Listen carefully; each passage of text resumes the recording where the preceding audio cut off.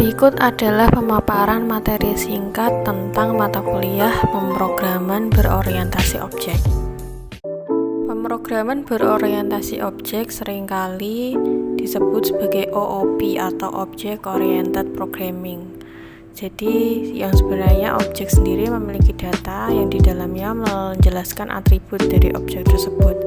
Secara sederhana, pemrograman berorientasi objek bisa diartikan sebagai konsep untuk membuat program dengan cara memecahkan permasalahan yang ada di dalam program tersebut dengan menggunakan objek. Objek di sini nanti bisa dijadikan sebagai fungsi khusus yang dibuat secara mandiri pada saat membuat aplikasi. Maka objek-objek tersebut akan saling bertukar data sehingga bisa mendapatkan hasil akhir yang diinginkan.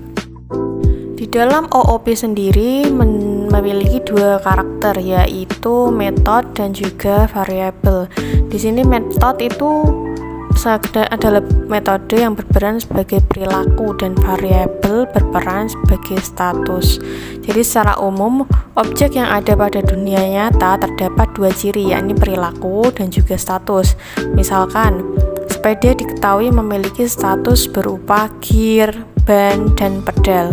Sementara itu, sepeda juga memiliki perilaku seperti mengerem, ubah gear, mempercepat laju, dan lain-lain. Hal ini senada pada seseorang yang ingin mempelajari OOP.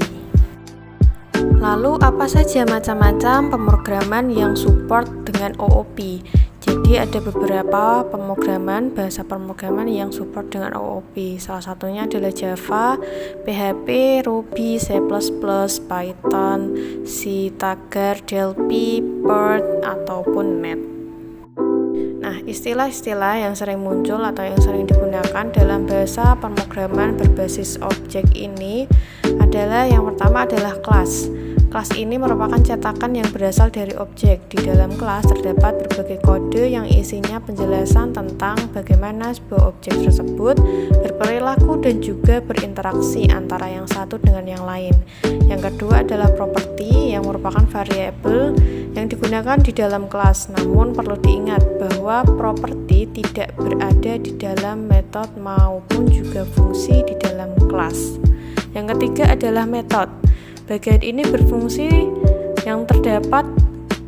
fungsi yang terdapat dalam kelas. Jadi kita bisa mengakses dengan menggunakan tiga jenis modifier atau user. Di dalam sebuah pemrograman, method digunakan untuk menyimpan state variable dan kemudian mengimplementasikan perilakunya dengan menggunakan method. Yang keempat adalah objek. Dalam sistem pemrograman, objek merupakan bagian yang ada di dalam suatu program. Di dalam objek terdapat banyak metode dan variabel yang pasti terhubung dan saling berinteraksi antara yang satu dengan yang lainnya.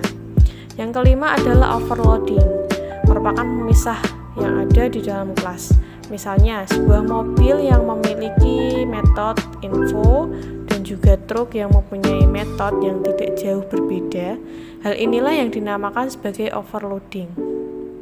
Jika nanti mobil tersebut menggunakan atau memanggil metode info, maka yang dikerjakan adalah metode info yang terdapat di dalam kelas mobil.